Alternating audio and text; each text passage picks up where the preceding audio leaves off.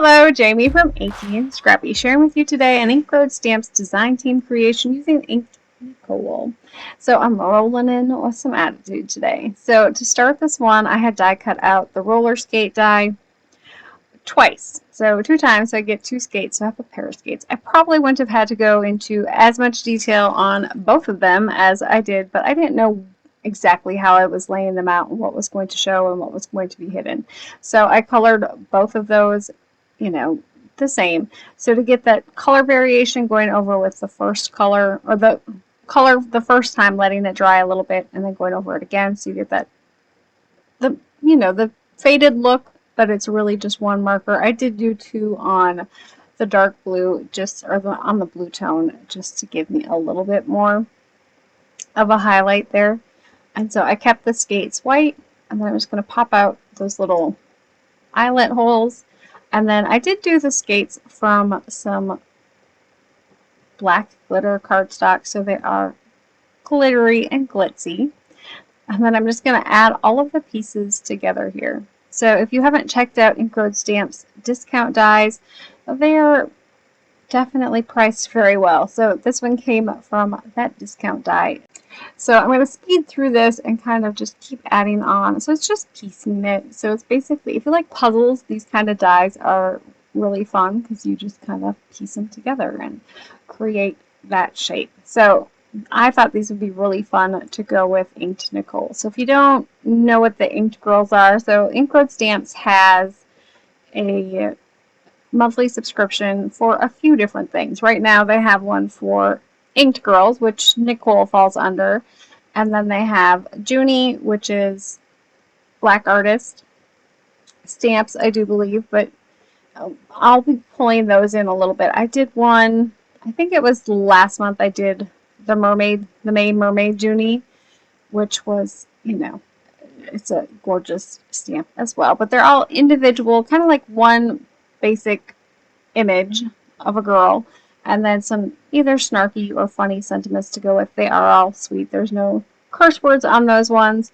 And then there's also Grumpy Cat, and the last one, which is Spicy. So the Spicy, I think it's just like a I think it's just Inked Spicy, which is a saucy sentiment. We'll go with that one.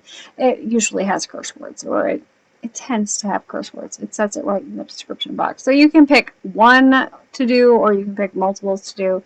I currently get 3 of them, because if you combine them, then you combine shipping on them. So it's really not too horribly bad to do more than one. So anyways, I may have put those laces in upside down or backwards or whatever.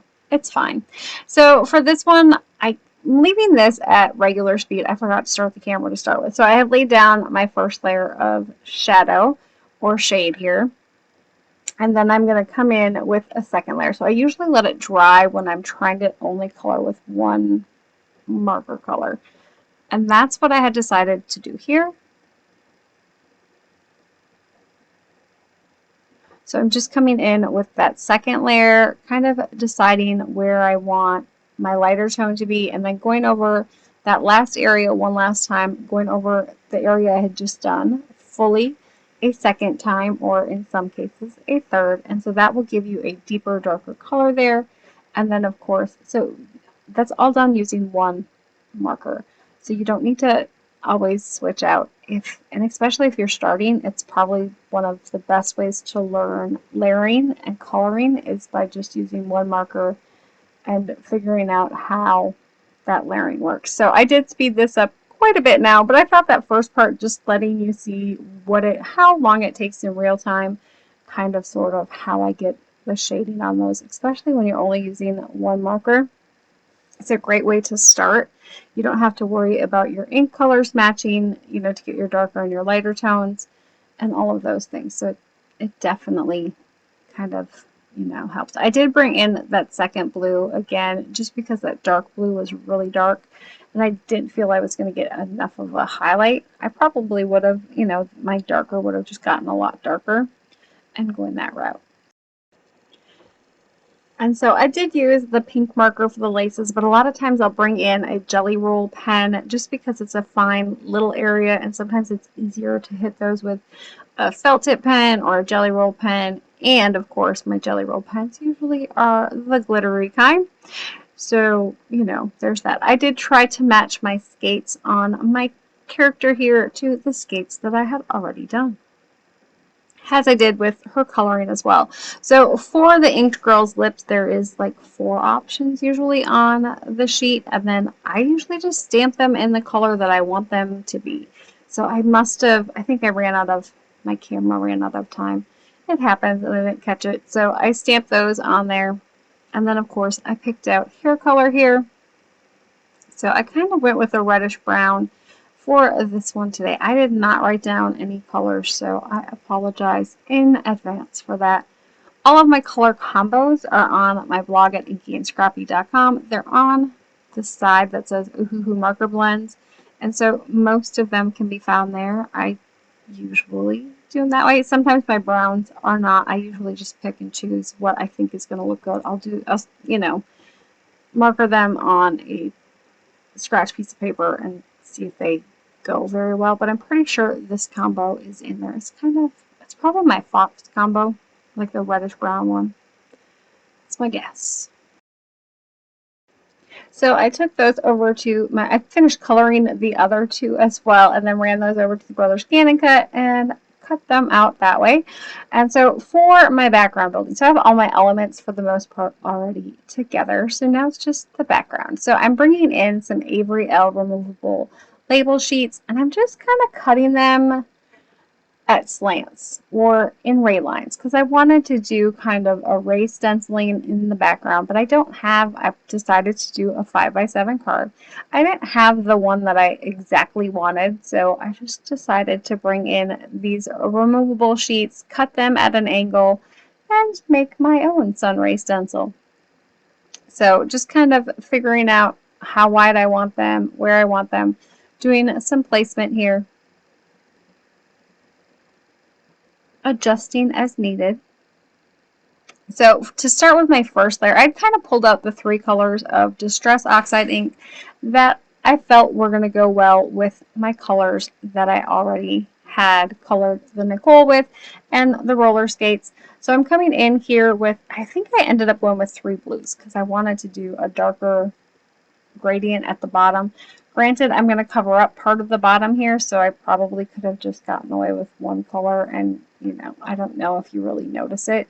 So the top here is going to be, I think it's Stormy Skies, and then my darker tone was Faded Jeans, and then of course I did come in with a darker tone on the bottom, but ultimately most of that gets covered up anyways, so I probably could have skipped doing the chip sapphire on the bottom.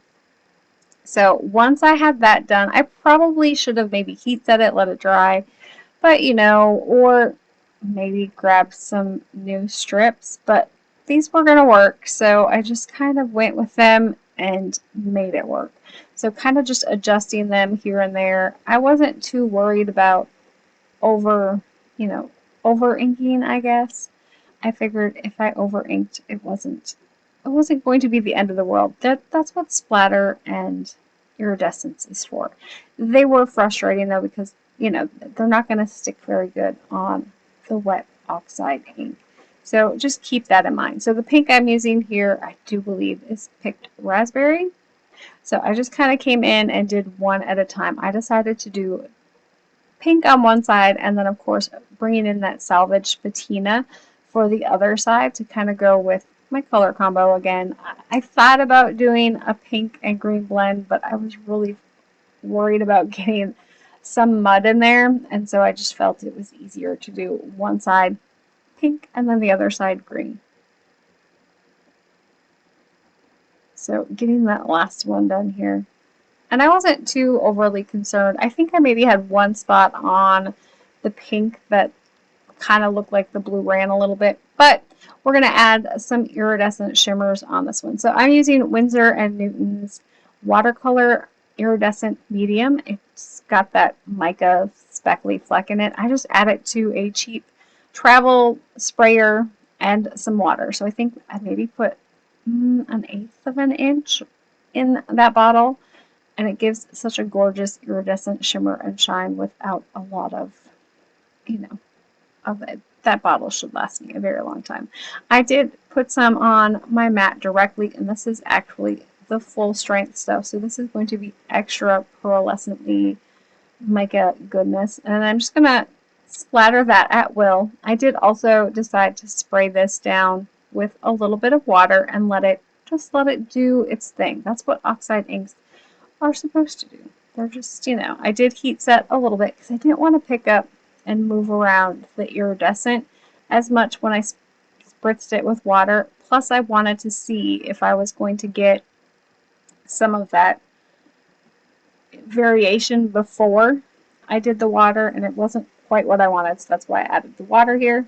But by drying it beforehand, that iridescent had kind of dried, so I didn't worry about picking it up with my towel. So now I'm just figuring out placement and layout. So I kind of knew in my head what I wanted. I played around with layout for quite a while.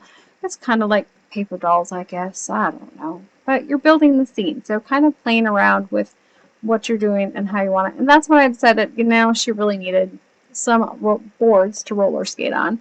So, if we're at the rink, you're going to have that, I don't know, I just remember the old wood floor.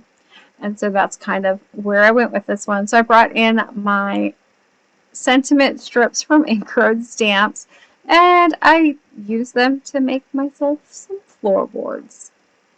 So just using a wood grain cardstock on these, I cut them out, inked them with some Distress ink in Walnut stain to give them a little bit of color variation and kind of help that wood grain pop. And then I just added them in. Now, keep in mind that these aren't all the same width, like height-wise, and so I probably would have been easier to just do a couple of them and just cut them multiple times, but I was going for speed and ease, so I just cut all of them once and I just made it work. It's all good. I think I might have overlapped a little bit on this one and called it good, or it has a little bit sticking out from behind, but I wasn't overly concerned. Yeah, I just overlapped it and called it good.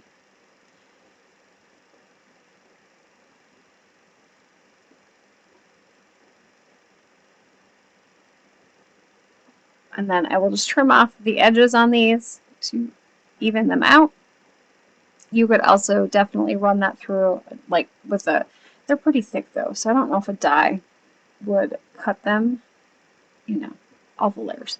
So I'm going to add on my base skate pieces in the background. They just kind of make that background, I don't know, I just thought it would be fun to throw them on the background. And then I did decide to pop up Nicole on this one. So I'm just using some foam squares. These I picked up at the Dollar Tree, so they don't have to cost you a lot for them foam squares, but they still work.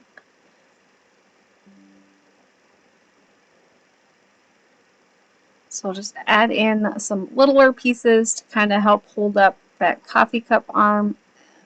The more you add on there, the less likely you're going to have issues when it goes through the mail.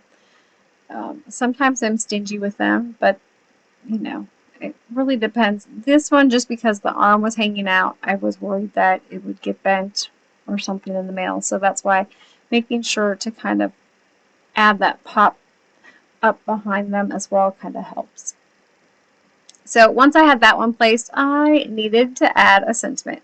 So here's me hoping and praying I can get this sentiment to go, because I am stamping it on top of wood grain cardstock, right? So by putting it in my stamping tool here, I can stamp it multiple times. It also helps that I can line it up and make sure that it's where I want it before I actually stamp it.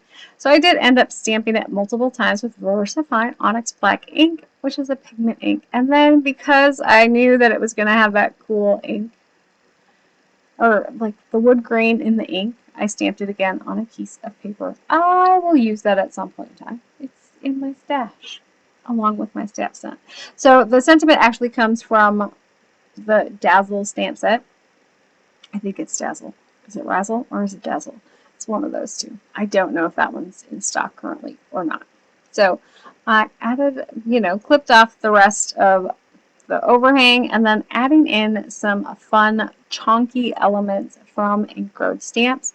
Those puffy stars were definitely fun to add. So I just stuck them down with some glitter art glue, and they've been holding on just fine. I'm going to come in with some glossy accents for her eyeglasses and her iced coffee, and then some glitter for all the things. You never have enough glitz and glitter, right? So I added some glitter on to the pink stripe on the skate wheel, like the inside of the skate wheels. And that should complete my card for today. Just kidding, I needed some more glitter. Anyways, there's my completed card front for today, and then I have the inside included in my picture. So giving away free samples of this attitude today.